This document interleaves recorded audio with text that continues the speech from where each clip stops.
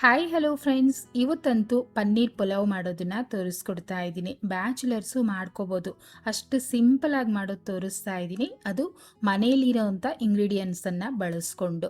ವಿಡಿಯೋನ ಸ್ಕಿಪ್ ಮಾಡದೆ ಪೂರ್ತಿಯಾಗಿ ನೋಡಿ, ನೀವು ಮಾಡ್ಕೋಬೋದು. ಮೊದಲು ಬಿಸಿ ನೀರು ತಗೋಬೇಕು. ಇದರಲ್ಲಿ ನಾವು ಪನ್ನೀರನ್ನು ಹಾಕಿ ಒಂದು 20 ನಿಮಿಷ ಬಿಡೋದ್ರಿಂದ ಪನ್ನೀರು ಸ್ಪಾಂಜಿಯಾಗಿ ಅಷ್ಟೇ ಸಾಫ್ಟಾಗಿ ತುಂಬ ಅಂದರೆ ತುಂಬ ಚೆನ್ನಾಗಿರುತ್ತೆ. ನಾನು 200 ಗ್ರಾಮಷ್ಟು ಪನ್ನೀರನ್ನು ತಗೊಂಡಿದ್ದೀನಿ. ನೀವು ನೋಡ್ತಾ ಇರ್ಬೋದು ಎಷ್ಟು ಸಾಫ್ಟಾಗಿ ಎಷ್ಟು ಚೆನ್ನಾಗಿ ಆಗಿದೆ ಅಲ್ವಾ. ಈಗ ನಿಮಗೆ ಯಾವ ಸೈಜ್ ಬೇಕೋ ಆ ಸೈಜು ನೋಡಿಕೊಂಡು ಕಟ್ ಮಾಡ್ಕೊಳ್ಳಿ. ಸಣ್ಣಕ್ಕೆ ಬೇಕು ಅಂದರೂ ಕಟ್ ಮಾಡ್ಕೊಳ್ಳಿ, ಅಥವಾ ದೊಡ್ಡ ಸೈಜಲ್ಲಿ ಬೇಕು ಅಂದರೂ ಮಾಡ್ಕೋಬೋದು. ನಾವು ವೆಜಿಟೇಬಲ್ ಪಲಾವ್ ಮಾಡೋದಾದರೆ ಪನ್ನೀರನ್ನು ಒಂದು ಸ್ವಲ್ಪ ಸಣ್ಣ ಸಣ್ಣಕ್ಕೆ ಹಾಕ್ಕೋಬೇಕು. ಬರೀ ಪನ್ನೀರ್ ಪಲಾವ್ ಮಾಡ್ತಾ ಇರೋದ್ರಿಂದ ಒಂದು ಸ್ವಲ್ಪ ದೊಡ್ಡದಾಗಿ ನಾನು ಕಟ್ ಮಾಡ್ಕೊಳ್ತಾ ಇದ್ದೀನಿ. ನೋಡಿದ್ರಲ್ಲ, ಈ ಸೈಜಲ್ಲಿ ಕಟ್ ಮಾಡ್ಕೊಂಡಿದ್ದೀನಿ. ಹಾಗೆ ಸಾಫ್ಟಾಗಿ ತುಂಬ ಅಂದರೆ ತುಂಬ ಚೆನ್ನಾಗಾಗಿದೆ ಪನ್ನೀರು. ಮನೇಲಿ ಮಾಡ್ಕೊಂಡ್ರೇ ಸಾಫ್ಟಾಗಿ ಬರುತ್ತೆ ಅಂತೇನಿಲ್ಲ. ಅಂಗಡಿಯಿಂದ ತಗೋಬರೋದನ್ನು ನಾವು ಈ ರೀತಿ ಬಿಸಿನೀರಲ್ಲಿ ಹಾಕಿ ಮಾಡ್ಕೊಳ್ಳೋದ್ರಿಂದ ಸಾಫ್ಟಾಗಿ ತುಂಬ ಚೆನ್ನಾಗಿರುತ್ತೆ. ಓಕೆ, ಈಗ ಅಕ್ಕಿ ನೆನೆಸಿಟ್ಕೊಳ್ಳೋಣ. 1 ಗ್ಲಾಸಷ್ಟು ಸೋನಾ ಮಸೂರಿ ರೈಸನ್ನೇ ಒಂದು ಬೌಲಲ್ಲಿ ಸೇರಿಸಿ ನೀಟಾಗಿ 2 ಸಲ ತೊಳೆದು 20 ನಿಮಿಷ ನೆನೆಸಿಟ್ಕೊಳ್ತೀನಿ. ಹಾಗೆಯೇ ಕುಕ್ಕರ್ ಬಿಸಿ ಮಾಡಿ 4 ಟೇಬಲ್ ಸ್ಪೂನಷ್ಟು ಎಣ್ಣೆ ಮತ್ತು 2 ಟೇಬಲ್ ಸ್ಪೂನಷ್ಟು ಬೆಣ್ಣೆ ಸೇರಿಸ್ಕೊಳ್ತಾ ಇದ್ದೀನಿ. ಬೆಣ್ಣೆ ಬದಲಾಗಿ ತುಪ್ಪ ಹಾಕ್ಕೊಳ್ತೀನಿ ಅಂದರೂ ಹಾಕ್ಕೋಬೋದು. ಹಾಗೆ ಬಿರಿಯಾನಿ ಸ್ಪೈಸಸ್ನ ಹಾಕ್ಕೊಂಡು 1 ಕಡ್ಡಿ ಕರಿಬೇವು, 2 ಹಸಿಮೆಣಸಿನ್ಕಾಯನ್ನು ಹಾಕಿ ಚೆನ್ನಾಗಿ ಘಮ ಬರಬೇಕು, ಆ ರೀತಿ ಫ್ರೈ ಮಾಡ್ಕೊಳ್ಳಿ. ಘಮ ಘಮ ಅಂತ ವಾಸನೆ ಬರ್ತಾ ಇದೆ. ಈಗ 2 ಈರುಳ್ಳಿನ ಸ್ವಲ್ಪ ದೊಡ್ಡ ಸೈಜಲ್ಲೇ ಕಟ್ ಮಾಡಿ ಸೇರಿಸ್ಕೊಳ್ತಾ ಇದ್ದೀನಿ. ಹಾಗೆ 1 ಟೇಬಲ್ ಸ್ಪೂನಷ್ಟು ಶುಂಠಿ ಬೆಳ್ಳುಳ್ಳಿ ಪೇಸ್ಟನ್ನು ಹಾಕ್ಕೊಳ್ತಾ ಇದ್ದೀನಿ. ಈರುಳ್ಳಿನೂ ಅಷ್ಟೇ ಪೂರ್ತಿಯಾಗಿ ಹಸಿ ವಾಸನೆ ಹೋಗೋವರೆಗೂ ನಾವು ಚೆನ್ನಾಗಿ ಫ್ರೈ ಮಾಡ್ಕೊಳ್ಳೋಣ. ಇದೇ ಪುಲಾವ್ಗೆ ನೀವು ತರಕಾರಿಗಳು ಹಾಕ್ಕೊಳ್ತೀನಿ ಅಂದರೂ ಹಾಕ್ಕೋಬೋದು. ಅಂದರೆ ಹೆಚ್ಚಿಗೆ ಹಾಕಬಾರ್ದು, ಒಂದು ಸ್ವಲ್ಪ, ಇಲ್ಲ ಅಂದರೆ ಹಸಿ ಬಟಾಣಿ ಹಾಕಿ ಮಾಡ್ಕೊಳ್ಳೋಂಗಿದ್ರು ಮಾಡ್ಕೋಬೋದು. ಈಗ ನೋಡಿ, 3 ಟೊಮೊಟೊ, ಹಣ್ಣಾಗಿರೋವಂಥ ಟೊಮೊಟೊನ ಹಾಕ್ಕೋಬೇಕು. ಟೊಮೊಟೊನೂ ಅಷ್ಟೇ ಪೂರ್ತಿಯಾಗಿ ಮೆತ್ತಗಾಗಬೇಕು, ಆ ರೀತಿ ಫ್ರೈ ಮಾಡ್ಕೊಳ್ಳಿ.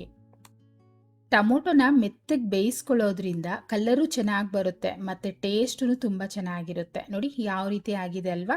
ಈಗ ಖಾರಕ್ಕೆ 1 ಟೀ ಸ್ಪೂನ್ ಅಚ್ಚ ಖಾರದ ಪುಡಿ, 1 ಟೀ ಸ್ಪೂನ್ ಧನಿಯಾ ಪುಡಿ, ಅರ್ಧ tea spoon garam masala, 1/4 tea spoon ಅರಿಶಿನ.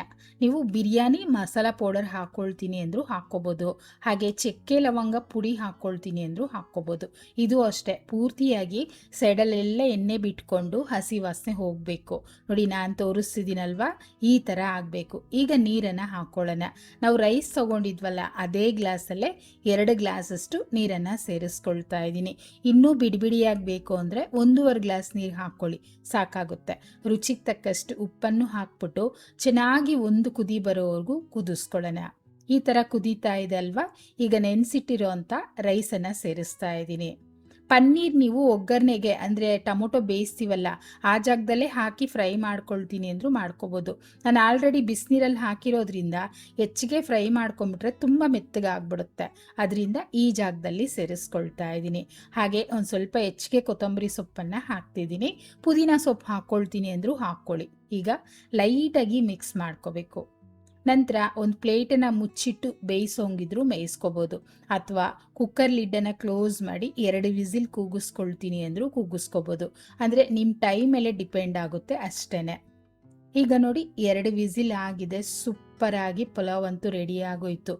ಬಿಡಿಯಾಗಿ ಅಷ್ಟೇ ರುಚಿಯಾಗಿ ರೆಡಿಯಾಗಿದೆ. ನೋಡ್ಕೊಂಡ್ರಿ ಅಲ್ವಾ, ಮನೇಲಿರುವಂಥ ಇಂಗ್ರೀಡಿಯೆಂಟ್ಸಲ್ಲೇ ಕಡಿಮೆ ಪದಾರ್ಥಗಳನ್ನು ಬಳಸಿ ಸುಲಭವಾಗಿ ಮಾಡೋದು ತೋರಿಸ್ಕೊಟ್ಟಿದ್ದೀನಿ.